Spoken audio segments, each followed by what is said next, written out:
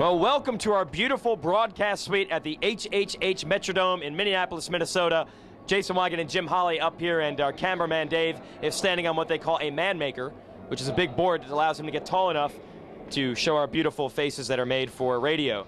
Jim, our practice sessions are complete, and a big surprise, our points leaders in both divisions basically didn't put any laps in the second qualifying sessions. Yeah, you mentioned Chad Reed in that Supercross class, you know, the effect of a little bit of an illness. He's got a real bad cough, and he went down in that first practice and laid down the fastest lap time of that practice. He figures, you know what, it's better, you know, I talked to Larry Brooks, and he said it's better if we just sit this next practice out. On the other hand, Kevin Windham took advantage of it and went down, and he threw out the fastest lap time of the whole night in that second practice. So Kevin Windham's going to be strong. He's got it within 23 points now of that championship. There's still a lot of races to go. On the other hand, Trey Kennard having his problems, not only in the second practice where he didn't finish, but the first practice, him and his teammate Josh Grant coming together. He goes down, he has problems trying to start the motorcycle, and then he goes out the second practice, and he goes out the first lap, cases a triple, and he walks off the track on his own. Didn't want no help from the Asterix guys, but clearly Trey Kennard not on his game plan, but the guy who is on the game is Ryan Villapoto. He set fastest lap in both practice. Terry Boyd is really, really loud. I can barely hear myself think. I hope you can hear it. This is what's going to happen now.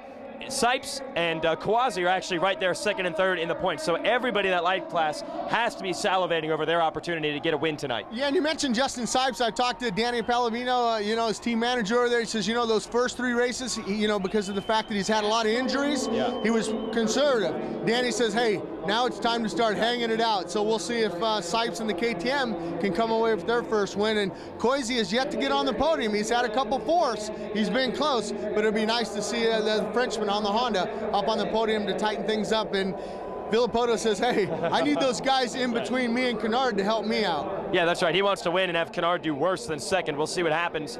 Let's talk about the track here. We've had rider-designed tracks the last couple of weeks. Stewart in Atlanta, Windham in Houston, Ricky Carmichael designed the track at Daytona, but this one is back to standard fare, and it looks kind of fast from my perspective. Well, it's fast and dry. I mean, that's the thing about it. A lot of guys coming into this dome, they thought it was going to be a lot like Indy with a lot of ruts, but you know, they must store this dirt in one of those cylinders where they keep the salt for all the snow, because I mean, it is dry out there and it's fast, like you said, especially when they come back down the start line straightaway backwards. It's a step on, step off before you do the left-hander over the finish line, and that's going to be an interesting section. Who can drive it in the deepest and who can keep the thing on two wheels, because it is a little bit marbly out there. And the track doesn't really have jump combinations that are really separating riders, so it might come down to a couple corners, maybe some block passes like that. Well, I think after Indianapolis, on all those timing sections that Chad Reed had, I think they said, hey, we got to go away from there a little bit. But I think it'll still be interesting. I mean, the riders will make it interesting, that's for sure. All right, well, we're looking forward to some interesting racing out here. It's coming up tonight. We're about 2 hours away from racing our time. By the time you're watching this, our broadcast will probably have begun. So tune us in at supercrossonline.com from the Metrodome.